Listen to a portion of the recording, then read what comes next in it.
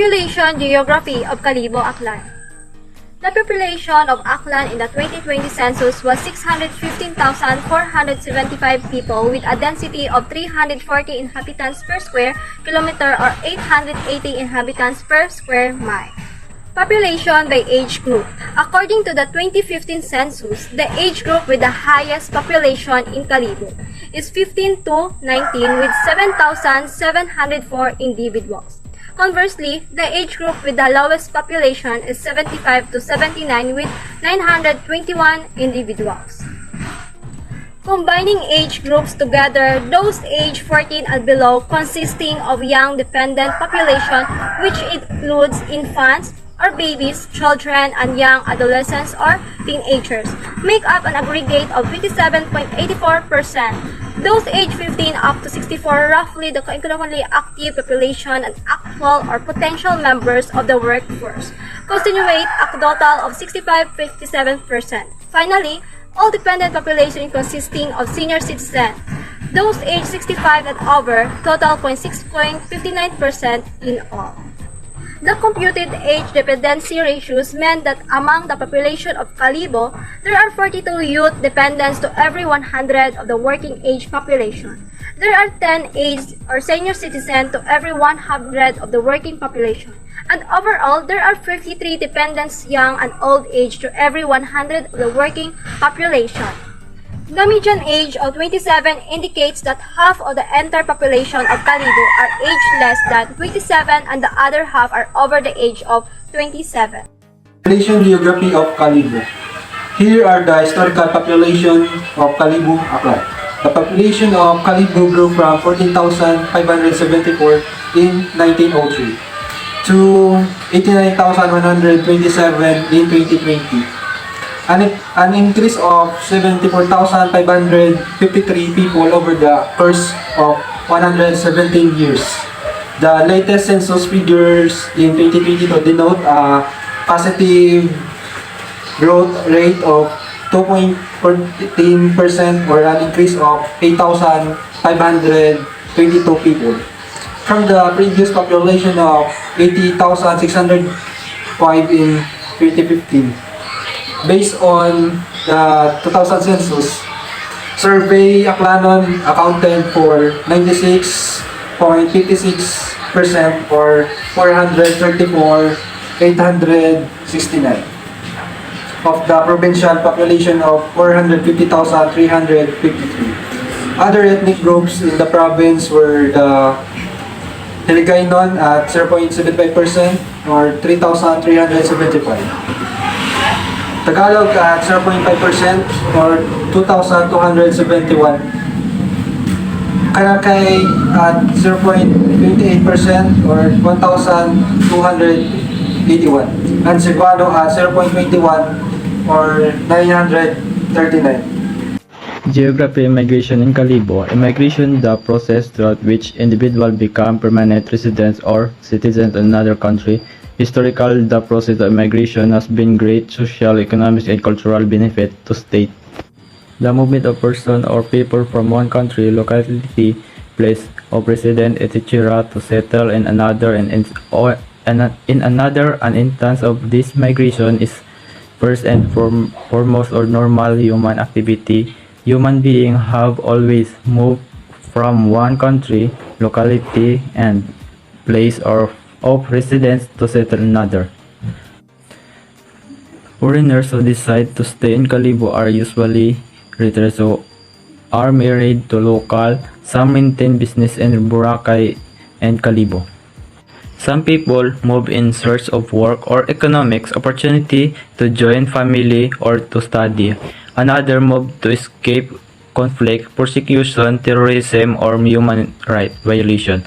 Still another move in response to an adverse effect or climate change, natural disaster, or another environmental factors. Good day everyone. I am here to discuss the geography of culture and language of our chosen place, which is the town of Kalibo. So, one of the famous culture that is being celebrated by the Aklanon is the Ati-Atihan Festival. The Kalibo Ati-Atihan Festival, in honor of the Santo Niño, is a pagan festival raised to the level of Christianity, where human established customs and tradition in a collective display of faith such as the Palakpak and Pahalik. So, this festival consists of tribal dance, music, accompanied by the indigenous costumes, weapons, and parade along the street. And this is being celebrated every third Sunday of January. Its name, which is the Ati-Atihan, owes the characteristic of indigenous Ati people, that being short, dark-skinned, and frizzy hair. So, as you can see at the attached photo, they look like warriors of centuries ago in a festive mood and celebration of an occasion. They fill the streets of Kalibo, Aklan, they sound out the drums, and it is only once a year. Yes, it is the Ati-Atihan Festival.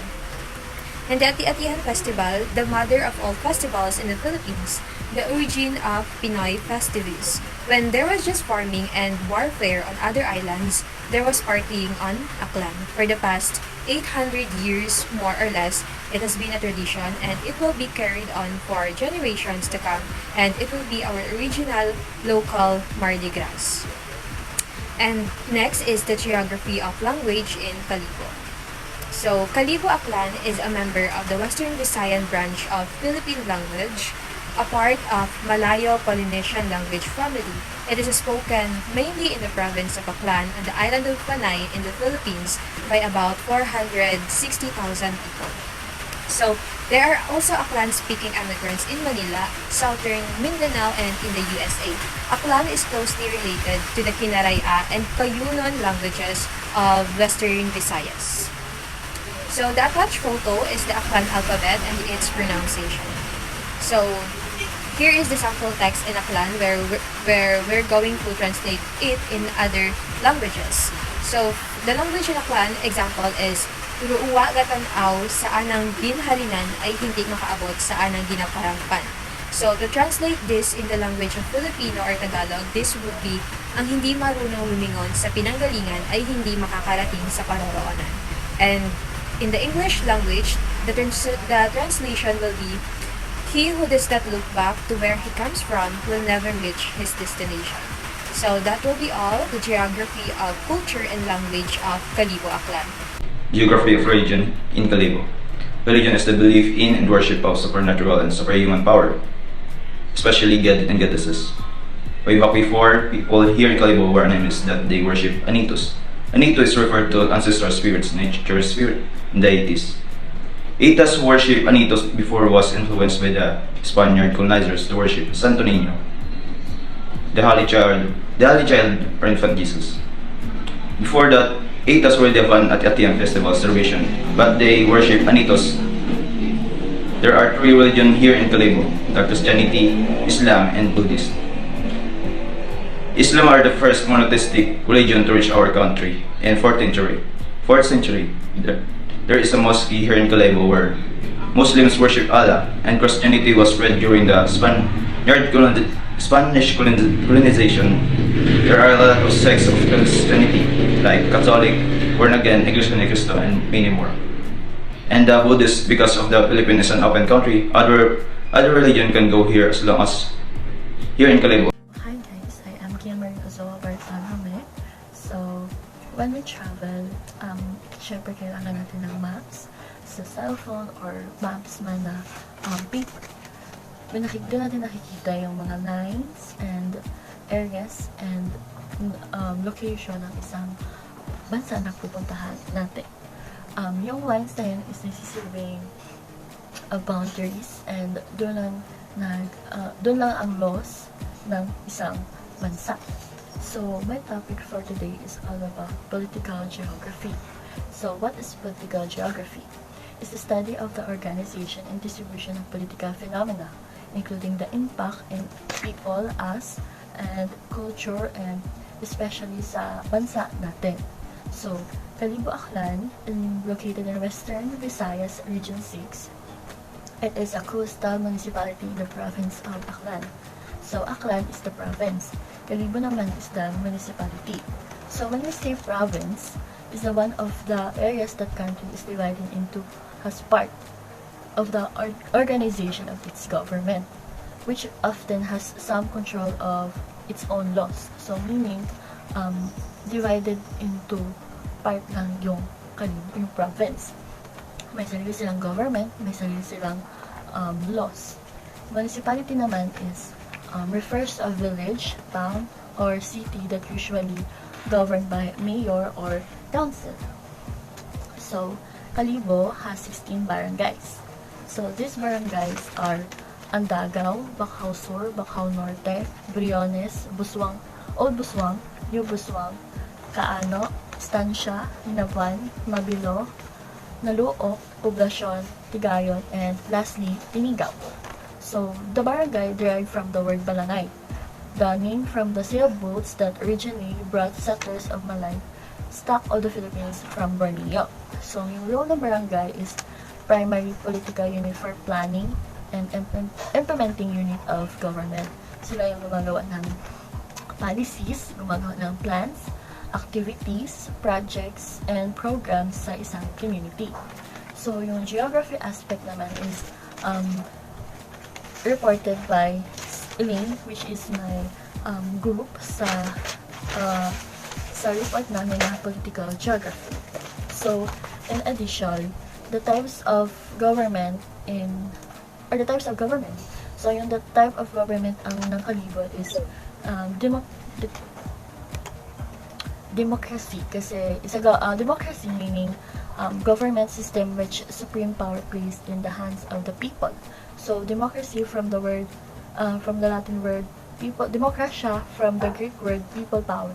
So, sa ating mga tao nanggagaling ang power ng i-vote. Sa atin nanggagaling ang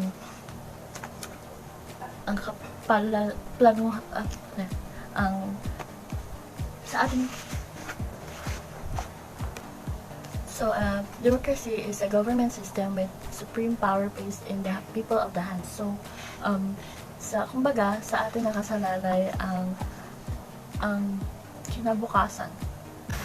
The Kalibo according to different geographical aspects such as size, shape, and boundary. There are great and negative effect ang power and stability ng Kalibo. Keep in mind na medyo sakto lang ang space ng Kalibo, hindi katulad ng ibang lugar like Antique na medyo malaki ang space. In terms in size, dito natin limitahan at makontrol ang dami ng tao at mga resources. And the geographical shape of Kalibo can be classified as compacted municipality, which it is roughly circular in shape, and it is easy to travel, and also it has more resources. In terms of boundaries of Kalibo, the boundaries of Kalibo considered as subsequent boundary, which it means subsequent boundaries. It is grown after the development of cultural landscape. So, yung Kalibo ay parang nasa isang map lang siya at tinutukoy hanggang saan yung boundary ng Kalibo. Like, for example, like Kalibo to Banga, Kalibo to naman siya. So, Kalibo Kalibo is in one space, but it has boundary, or it is subdivided by different parts or barangays. Good day, sir. My topic is about geography of development, specifically the development of Kalibo. First, what is the meaning of development of geography of development? Well, it refers to the inhabitants' standard of living and quality of life. Development in this sense refers to a process of change that has an impact on people's lives. It might entail an improvement in how those going through transition view their quality of life. This means that in every change or development, it shows how would people cope with these changes. How will they view these changes? What standard of living will they be in? What quality of life will they be having? And are these improvements in a positive or negative way? Or it does have a positive or negative impact in their lives? Well, to speak of that, there are also factors that affects the development. First is the geographical. political, and third is the cultural factors. Under geographical, there is climate, location, resources, and stability of environment. The climate is if that is the weather of Kalibo favorable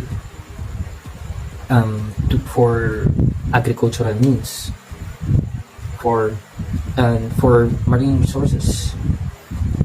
Next is location. Again, is it favorable? Are all the trade routes accessible? Land or sea, or even air. Second is resources. Does Kalibo have ample resources for demands, like for agriculture, for poultry, or for any other tradable goods or produces? Next is stability, specifically on the environment. Is the environment stable? How stable it is? How can it last? The next factor is political factors. The management of the government, in general. Governments need to do lots of things to encourage development. They need to build and maintain infrastructures and raise and spend finances wisely on the right projects. Does Kalibo do this? Does our government put our funds in the right places? Do they build infrastructures? Do they welcome investments? Does every Kalibon home enjoys this benefits from the government? Third is the cultural factors. Cultural factors causes behavior and personality differences like body language, gestures, mindsets, etc., etc. Cultural factors, it is how we can communicate with other people. Are we that welcoming? Do we smile when we meet people?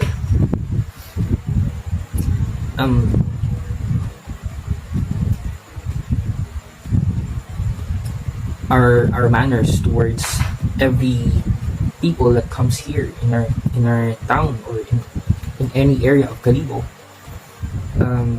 do we welcome them?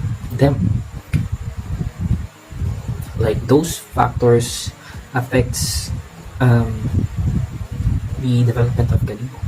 So with details about Kalibo, the Philippine Armed Forces or the PAF declared that Aklan is insurgency free. So this means that the government here in Aklan really provides safety for Aklaners. And in Kalibo, 96% crime solution effective. There is 96% or specifically 96.19% crime solution effectiveness rate. This means that Kalibo is very safe because every crime is being solved effectively. This means that Kalibo is one of the safest places to be, and you enjoy walk around town without any worries.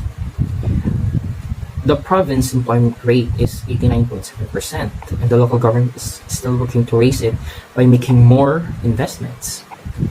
Given the vast amount of investment opportunities in the province, Kalibo is the place to explore making investments, business process outsourcing, and communications technology, or BPO ICT. Improvement in infrastructures like the Kalibo International Airport, skilled labor, and an inviting business environment. A transparent local government and abundant natural resources are all potential growth drivers of Aklan.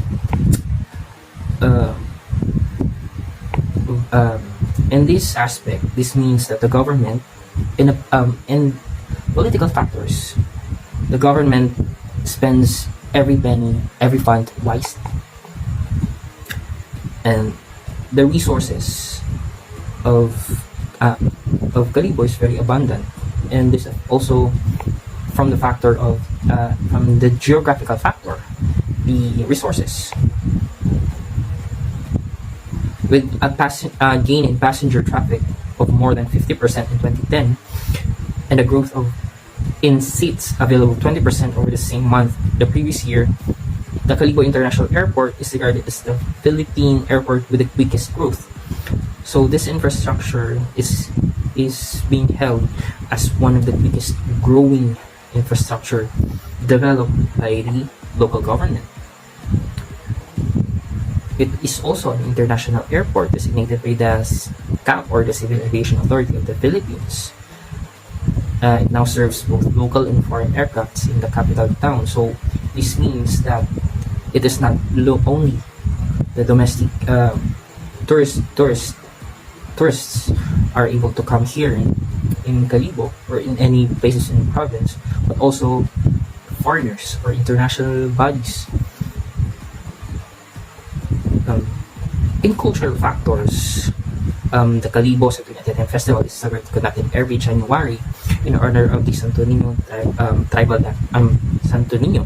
Tribal dancing is performed during the event, while music plays in some town's main street with participants wearing a attire.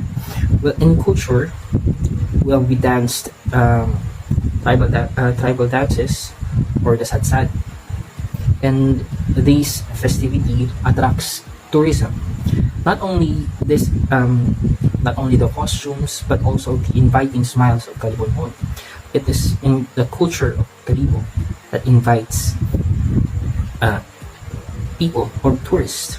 Not only in Kalibo, it is celebrated, but also in other towns or municipalities like the Bahay, Makato, Altavas, and even the island of Boracay has their own version of Santo Niño Atiatian. So these three factors does really give the biggest impact in the development of a country, or even just of a town. So this means that if we neglect one of these factors, the development might crumble or might stagnate. So we should treasure and we should pursue that these factors will not be affected negatively, so we can still continue developing our beautiful town of Kalibo. That's all.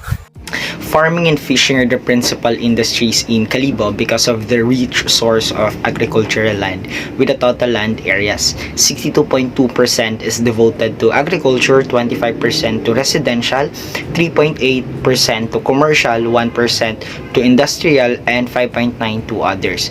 With 123,073 hectares, the total number of farms decreased by 18.3% from 1,843 farms in 1975 to 1,505 in 1980. Average farm size went up slightly by 3% from 1 hectare in 1975 to 1.03 hectare in 1980.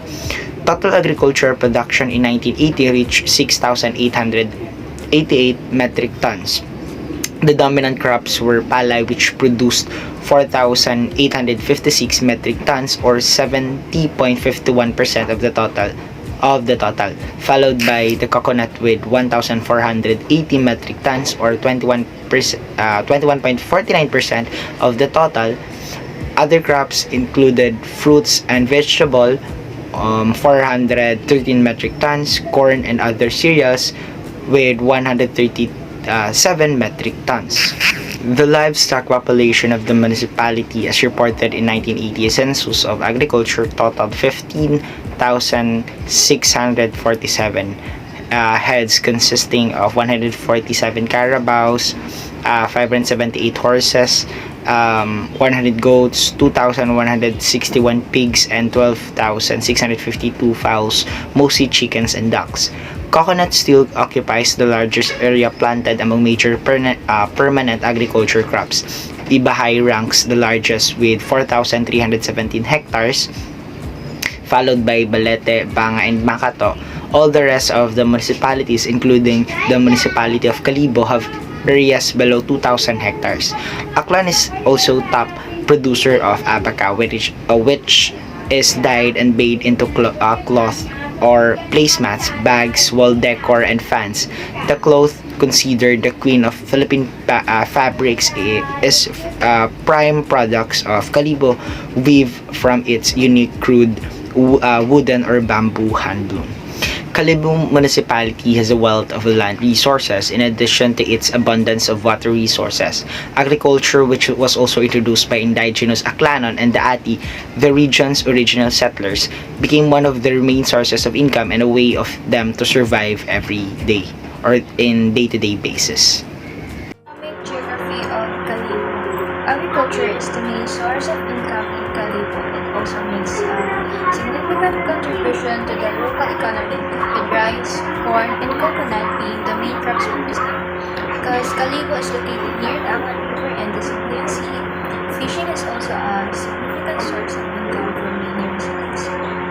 Tourism is an important economic activity in Kalibo, as it is a popular destination for both domestic and international visitors. It's diverse with a mix of industries that provide employment and economic opportunities for its residents. Urban geography of Kalibo. First, what is urban geography? Or what is the definition of urban geography? Urban geography, in a simple word, is the study of the development of a cities or a town. But how can you consider or how can you identify if that place is an urban or not? So first, you can consider the place is urban if the population is high, it has social distance, and of course, the economic ability. So that is a few characteristic of an urban place, or you can consider as an urban place. I consider that Kalibo is an urban place because sa nasabi ko, one of the characteristic of an urban place is high population. So way back 2015, according to the PhilAtlas.com, yung population ng Kalibo is 80,041. And way back 2020, yung population ng Kalibo ay biglang lumobo. It almost 89,127. Imagine yung population ng Kalibo ay padami na ng padami. Mas lalo na ngayon na marami na silang pwedeng mapagkakakitaan sa Kalibo. Dahil yung Kalibo ngayon ay mas umuunlad or mas paunlad na yung Kalibo. Urban geography of Kalibo. All we know that Kalibo is a first-class municipality or first-class town in a capital or province of Aklan. So, Kalibo is further divided into 16 urban barangays with a land area of 50.75 square kilometers. It is equivalent to 2.79% of the entire area of Aklan. It can be found at the coastal municipality of Aklan near the opening of the Aklan River. So, umunlad yung Kalibo or Kalibo developed because Kalibo is the center of trade activities and tourism. From being the gateway of Boracay Island to welcome the travelers and the devotees to join at the Etihan Festival every January in Kalibo. Isa din sa mga factors na umunlad yung Kalibo dahil sa Kalibo Airport nila. One of the source of income ng mga Kalibo is yung Kalibo Airport and the capital. Of course, isa din sa pinagkikitaan nila is yung mga establishment or maraming establishment sa Kalibo. That's why tumataas din yung mga tax nila and nakakatulong iyon para sa pag-unlad ng Kalibo. And of course, sa mga negosyo, yung Kalibo is the center of business. Ayun nga, sa economics ng Kalibo. geography of resources and environmental of people in the Kalibo. Geography resources are the water, lands, and soils. For example, are Aklan River. Aklan River is used for water, sources in water, and they use it to get their fishes, to get crops, to get products in the water. And also they use the soil in the Aklan River to build infrastructures, buildings, homes. Another resources is the Bakawan Eco Park. Bakawan Eco Park is a tourist destination. People use the Bakawan Eco Park as a tourist spot where they can profit in the tourist that visits the said mangrove. Environmental impacts is that these resources help the people around the resources to get profits, to make business, or to get everything that they need in their daily lives. These resources are very useful to people because it gives job opportunities. It gives much more goods. It gives everything. It gives something that the person or the people needs in their daily lives. And also is that Kalibo is a very promising municipality in Aklan, whereas it can be a very potential place to develop and to be prosperous, but yet the government doesn't focus on the agriculture, doesn't focus on the resources that the Kalibo have. They don't develop, they don't think about anything that they can use for the municipality to grow and the province itself.